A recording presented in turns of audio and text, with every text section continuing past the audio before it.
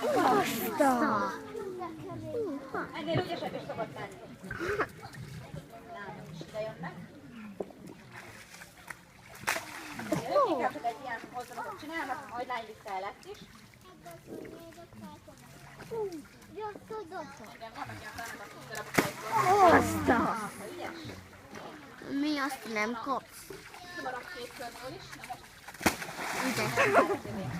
sokszor szándékosan dobunk a vízbe is, hogy egy kicsit mozduljanak, illetve keresgéljenek táplálékot.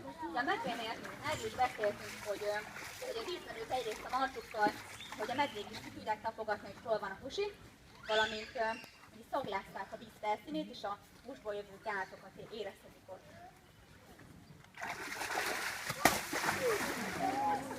Nagyharcok a beszoktatás óta már általában nincsenek. Néha összekapnak egy kis húskolokon, az nem túl komoly dolog. Nagyjának a mániája egyébként, nagyon sok szokott ezt csinálni, hogy így kapargászni, annyira várja a húst. Azt szeretném kérni, hogy ne olyan közel tartsuk a telefonot, mert hát elég veszélyes állatok. Ez minden ragadozóra vonatkozik, hogy vigyázzunk velük nagyon. Nem olyan, mint a halló, hogy visszahozza a telefont, amit ellopott. Macska a vízben? Oroszlán. Mi van, te nagy fiú? Ez a kislány. Nem, de azok nem fogjuk.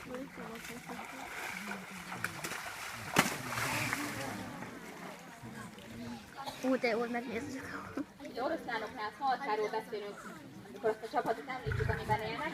Ilyenek akik velük a szomszédságban laknak, náluk lám ez a csapat, amiben élnek, és a macskaféléknél egyedülálló, tehát csak az oroszlán az, ami csapatban él, a többi macskaféle magányosan él.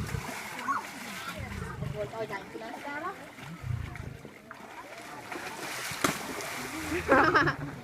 De mindig úgy van.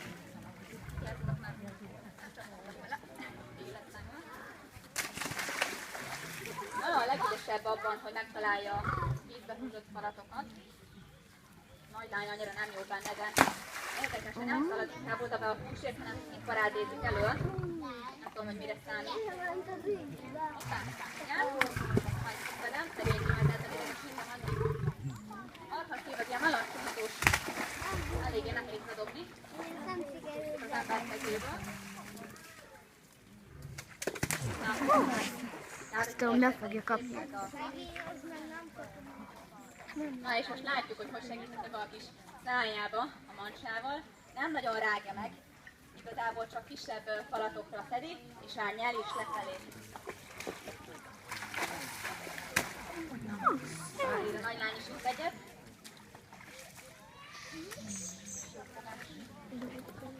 De nem. Megtalálja. A húsért mindent.